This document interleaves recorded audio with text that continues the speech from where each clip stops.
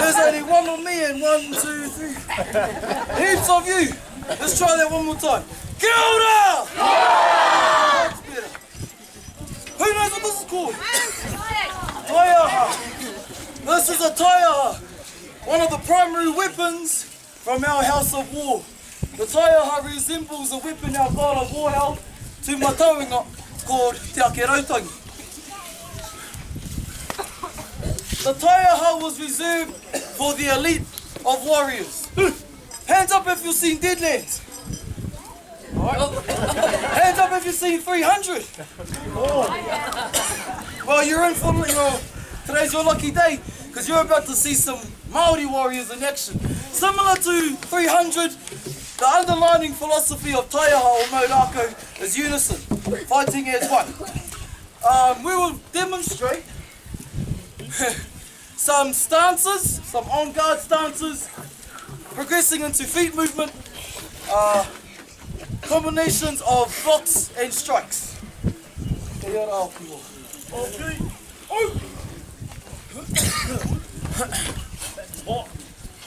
Before our warriors would get a taiaha, they would have to go through a series of initiations, trainings, and work your way up to a taiaha. We will now demonstrate some on-guard stances with the taiaha. Karite! Papai! Mai te tikua, mai te kāpito, mai te kāhui o ngāriki, mai kāwhiki atu ki atu. Whānui! Tia pū! Pōtama! Wa tāmuru! Tāne ma tāne! Mā! Hoikitu! Tia patāne! Kahurangi! Ki muto te rangi! Mga pare! Hoi! Tāu! Tū! Whakarehu! Tamaroa matua! Au mō nāriki! Tū! Tū! Tū mata! Tū mata! How about around the floors?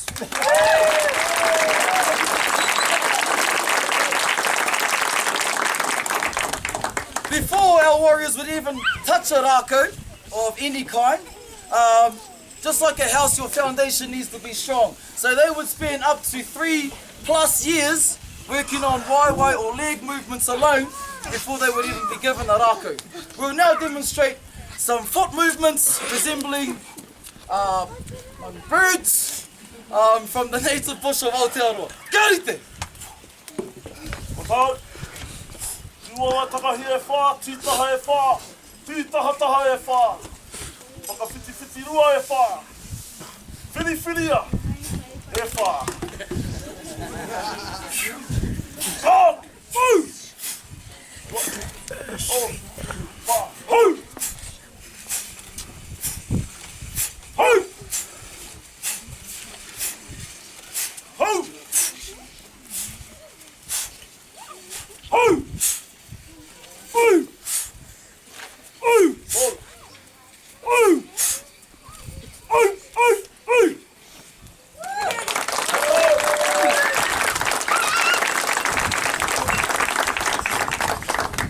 Once the legs or the foundations were solid and strong, you would then be given a rako. It's not enough to jump around and defeat your opponent, you would need to learn some strikes.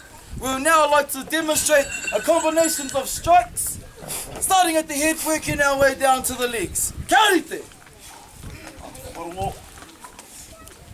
Kātu, ākina, pū!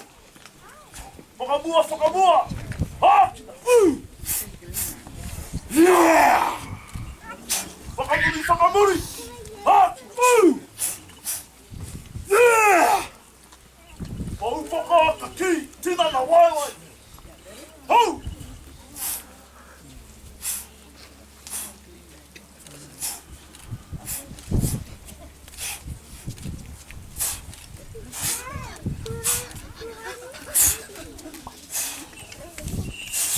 Yeah!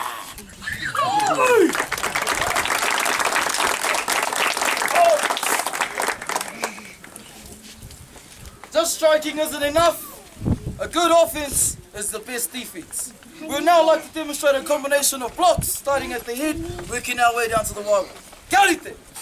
1, 2, hot, ooh, hot, hot, ooh. Tumataro, hot, ooh. Makaro, upako, kaki, tinana, oi, oi. Hot, ooh. Ooh. Ooh. Ooh.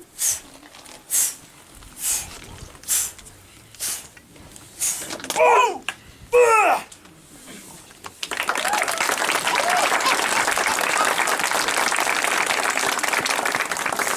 The following item is known as a peru or a haka done with weapons. Kia rite! Tina te kawa maro. Hau!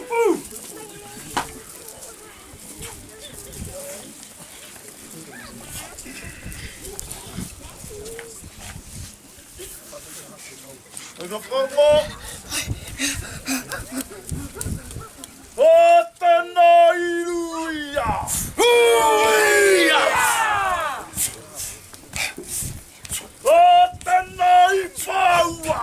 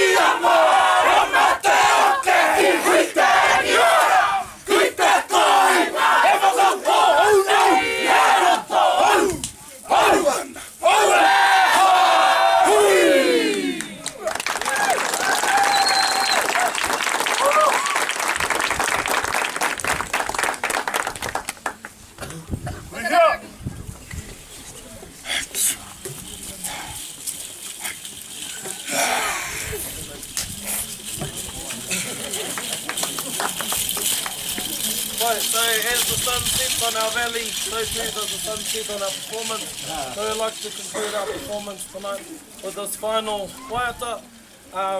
Before we leave the stage, we'd like to acknowledge these mountains and these cliff faces so that our voices and our songs, all of our songs and dances could be heard and resound, much like the voices and dances and songs of our ancestors before. So this final song is our journey home. It speaks about landmarks that we pass by as we make our way home to Aotearoa, to Waikato, Otira ki Hamilton. Right, also the end of the waiata is a song, is a haka again, another angry song, which just speaks about our allegiance to the Māori King and how he brings us together much like we are here today, gathered together under the guidance of this kaupapa, this cause which is called us together. Bye-bye.